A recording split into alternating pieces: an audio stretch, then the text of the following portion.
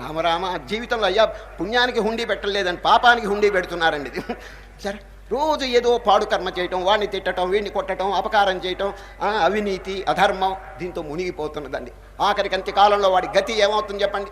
ఈనాడు మన కళ్ళెదట ఎంతో హీనమైనటువంటి ప్రాణులు మనం చూస్తున్నాం చూడండి. చీమలు ఉన్నాయి, దోమలు ఉన్నాయి, పంది ఉన్నది, గాడిద ఉన్నది.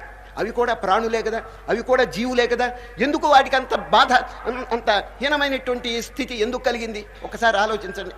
శ్రీకృష్ణ పరమాత్మరే 16వ అధ్యాయంలో చెప్తారండి, ఈ జీవితంలో ఎవరు అవినీతి, అధర్మం, అన్యాయం, దంభం, దర్పం ఇటువంటి హీనమైనటువంటి గుణాలని ఆర్జించుకుంటారో వాళ్ళందరినీ మూటగట్టుకుని నీచమైనటువంటి జన్మల్లో విసిరి వేస్తానని చెప్పి గీతలో చెప్పారండి. చూడండి ఆ శ్లోకం చెప్తాను వినండి. తానంటే వారిని, అహం ద్విషద క్రూరాన్ సంసారేషు నరాధమాన్.